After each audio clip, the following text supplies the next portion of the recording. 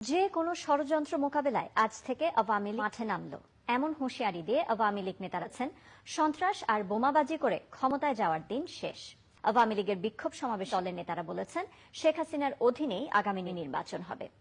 ছাত্রলীগের নেতাকর্মীদের দিয়ে ভর্তিও হয়ে যায়, তারপরও গণদাবিতে মুক্তিযুদ্ধের অধিকার বাস্তবায়নের দাবিতে বাংলাদেশের লড়াই কখনো থেমে যাবে না। তারা যদি সহিংসতা আমাদেরকে দেখায়, আমরা অবশ্যই শান্তির শক্তিতে, গণতান্ত্রিকতে কোনো মৃত্যুর পরোয়া নাই, কিন্তু বাংলাদেশের নেতাকর্মীরা পরোয়া করে না। সে কারণে কিন্তু আজকে সবখানে মিছিল সংঘবদ্ধ করা, গণতন্ত্রের দাবিতে স্লোগান দেওয়া, শেখ হাসিনার নেতৃত্বে আগামী বাংলাদেশ গড়ার দৃঢ়পত্র, সেটি কিন্তু ছাত্রলীগের নেতাকর্মীরা দিকে আবারও উত্তাল ঢাকার রাজপথ। 16 ডিসেম্বর সর্বকালের বড় সমাবেশের ডাক দিয়েছে আওয়ামী লীগ, এমনটাই ধারণা করছে রাজনৈতিক বিশ্লেষকরা। এদিকে ছাত্রলীগের নেতাকর্মীরা মাঠে নামার ঘোষণা দিয়েছে এবং তারা আরো বলেছেন সমন্বয়করা একটাও পালানোর সুযোগ পাবে না। আবার শেখ হাসিনা তাদের নেতাকর্মীদের জানিয়েছেন বিজয় মাসে দেশে ফিরছেন, অন্ধকার কেটে আলোর দিশা ফুটে উঠবে। তবে আওয়ামী লীগের পক্ষ থেকে এখনো কোনো বার্তা দেয়নি নেতা কর্মীদের।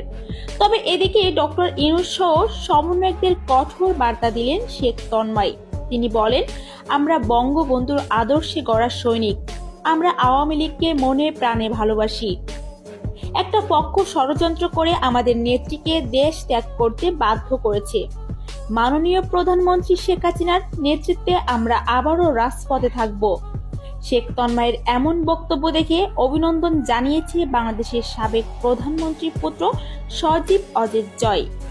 জয় বলেন, 16 ডিসেম্বর বাংলাদেশের রাজপথ থাকবে আওয়ামী লীগের দখলে। এবার আর কাউকে ছাড় দেওয়া হবে না। দেশ ও দলের জন্য আওয়ামী লীগ সবকিছু করতে পারে। আওয়ামী লীগের নেতৃত্বের অভাব নেই।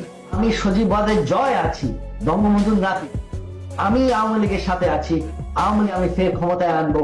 আজকে হোক ক্ষমতায় আসবে, কারণ আওয়ামী লীগ হলো দেশের সবচেয়ে বড় রাজনৈতিক দল। কেউ আমাদের ঠেকায় রাখতে পারবে না। আমার আক্রমণ হয়েছে, ভয় পাওয়া শোনায়।